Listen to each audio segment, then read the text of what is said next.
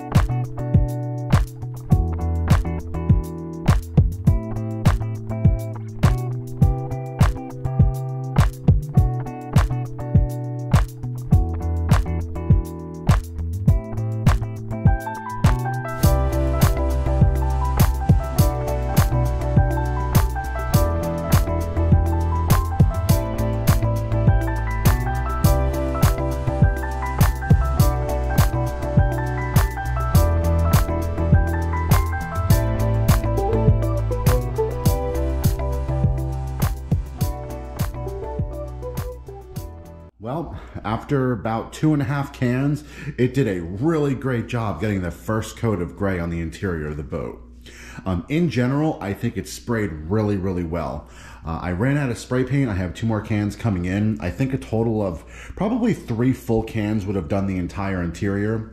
But I also did the interior of the bench seats and then touched up a couple places on the outside. So I kind of ran through the first can a little bit before I started the sidewalls.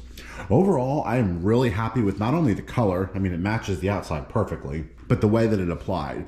It's really nice and smooth. It's got a good gloss to it, not overly glossy. Overall, it's really looking good. In general, I did a really good job spraying it. There was just one spot that I got a couple runs with, and that was on the back transom, and that was 100% my fault. I was just way too close spraying it. Everywhere else, I kind of sprayed it from the other side of the boat, which let it smooth out really well as it was being applied. So I'll probably sand the transom a little bit just to get that nice and smooth before I apply the second coat. But again, overall, I'm really happy with it. The rails, I'm gonna leave undone until later.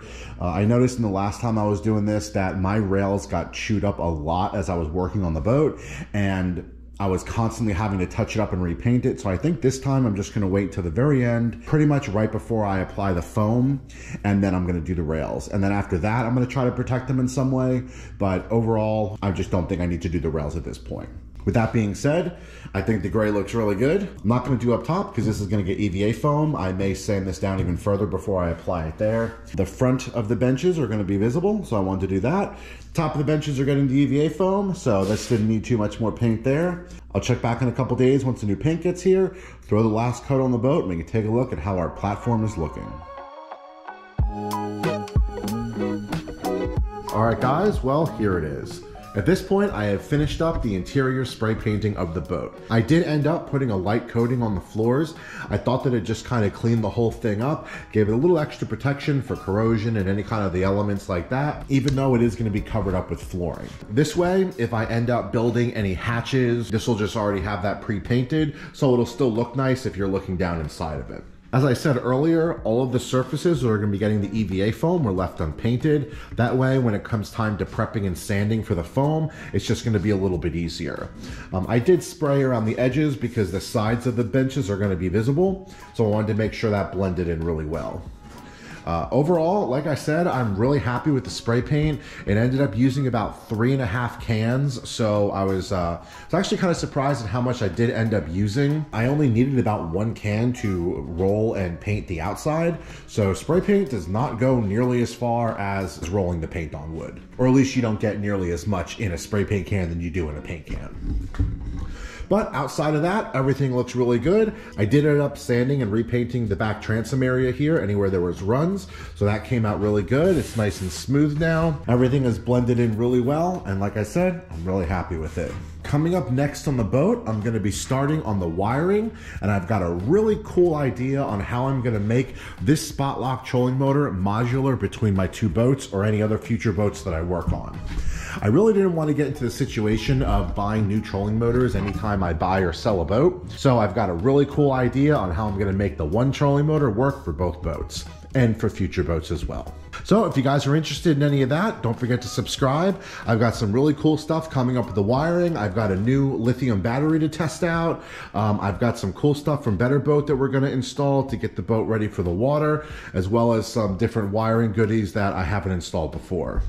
My plan of attack with the wiring is I want to get this all run and done before I build out the framing. I feel like last time I was kind of having to uninstall and reinstall things and work in positions that were more difficult than they needed to be.